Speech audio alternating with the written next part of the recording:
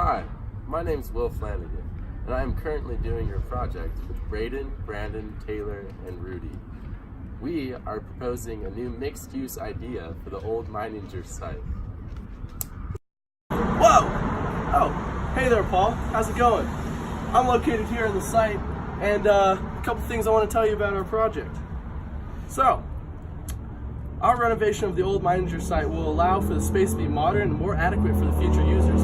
Right now, it's a little bit run down and not too great looking.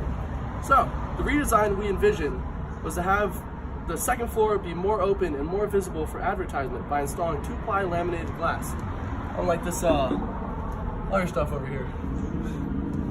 Windows to the north and the east side of the building. Yeah. Like it is, but better.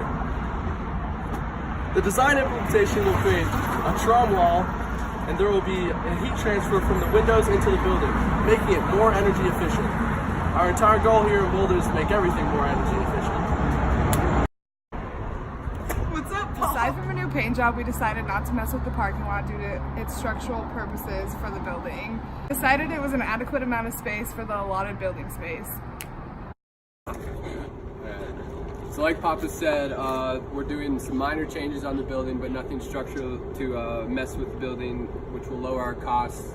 Looking more into the costs, we decided to do a Type A renovation, which is the top of the line renovation. So pretty much that's looking at about $192 per square foot to remodel and renovate the entire building. Looking at the top floor, which is 7,500 square feet, did to come out to about 1.5 million after completely renovating and redoing every square foot of that top floor.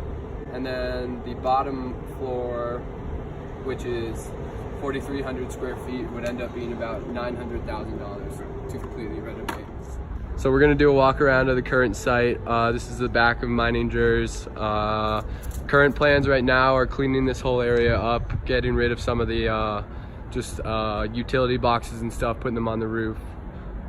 Then we're going to implement some geothermal windows all the way to the second door to make the space more inviting and also open for advertisement. As you can see, there's a lot of great sunlight coming onto this side of the building right now, so this is something that's going to both work to heat and bring natural light into the building. Look at this trash. Look how people treat this site in an original day-to-day basis. This is not our standard. We are going to clean this place up, and it's going to be the nuanced version of the hill.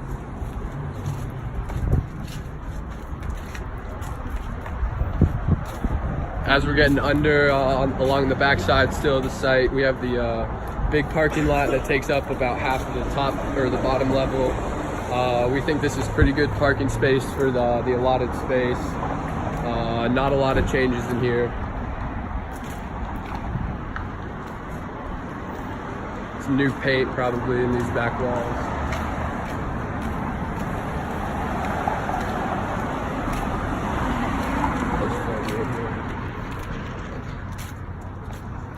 With the addition of those geothermal windows, we're going to be adding an active system to the roof because it's large and flat and receives a lot of sun. So we're going to be adding solar panels up there. The roof is large enough to hold a 23.4 kilowatt system, which would produce 34,079 kilowatt hours of power annually.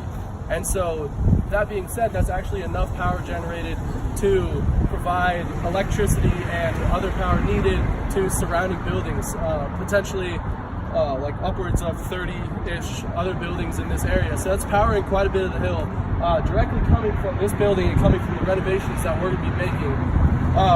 That system won't cost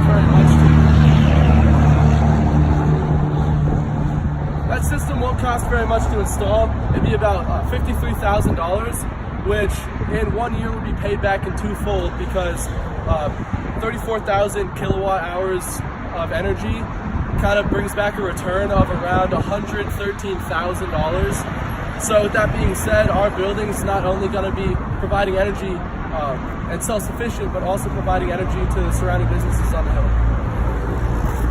Here's the rest of the front of the site.